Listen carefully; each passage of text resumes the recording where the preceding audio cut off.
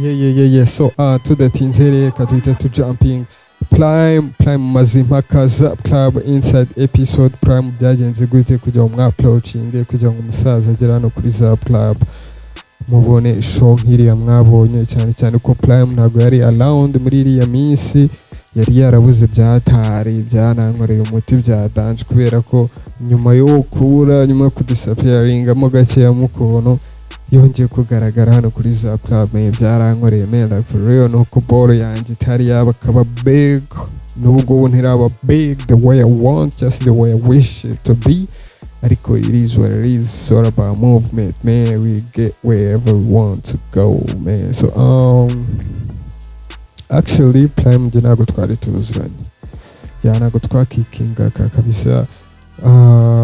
Nawe namugezeho binyuze mu wundi muntu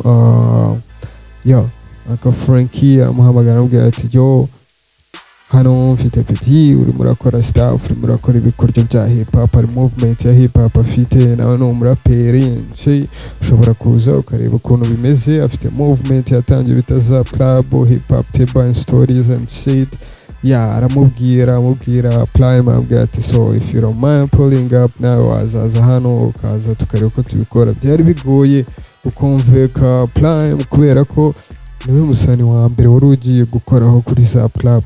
Prime niwe mu artist wa mbere wa blessing Zapclub, rero kumwumvisha ngo ngwino itukora kuri platform itarafata ku cyapa itaragira iteko Prime man abantu benshi bari bataranamenya n'ibintu byo gukora ngo nibiki umushizi meze gute like for real umusaza nyine yambere gang ya OG kabisa like for real yapurinze up yemeye kuza uko ndabyibuka ko nje Prime nanageze kuri location Prime yahageze kabisa.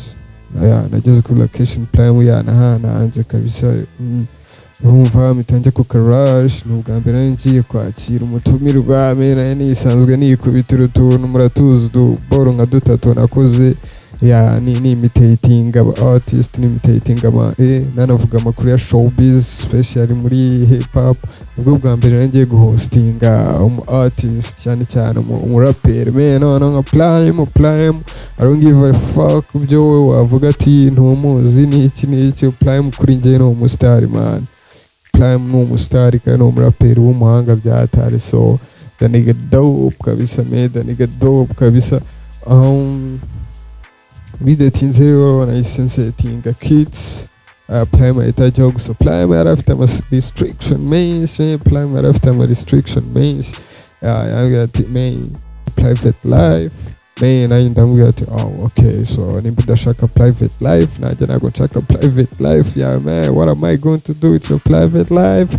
So we talk music twavuze music tuvuga entertainment. Umusaza arantwikira like for real abantu benshi bari bamukunze kabisa. Ndabyibuka ko nkipostinga pictures yiwe yuko namuhostinze abakowe barambwiraga ati Che Guevara man wazanye Che Guevara drop the link man nkiri no kweditinga nkiri mu makati n'iki ndavuga ati ni boro ishobora kuza kubinkorera like for real.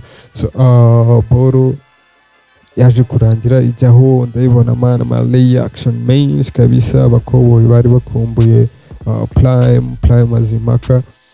Uribye muri makeya kuko twahuye na Prime turakikinga until now himanege me musaza arabinkoreye. Shout out kuri Prime Mazimpaka and shout out to everyone fucking just kikingana rhymes za Mazimpaka Prime like for real. Abasaza nubwo baba ubona kuriye kumufatisha byakubiza icyuya waba ufite n'inoti zawe kumufatisha Prime bikakubiza icyuya ukabona igama ni god bo ku giti cyabo nubwo society itaba yari yakabaha values nk'iyo bakwiye, ariko harimo bakeya muri twebwe n'undi nkaho uri kureba iyi ball bamaze ko recognizing staff z'abakowe. So tudatinze rero kuri Prime nahine aho ngaho iyo ni inside episode, iyo niyo story iri behind ya camera ukuntu byagenze kugira ngo nje na Prime dukekinge duhite dukora kiriya gikoryo ukirebe niba utarabonye iki kiganiro ndagiye pininga muri comment you can go and check it out.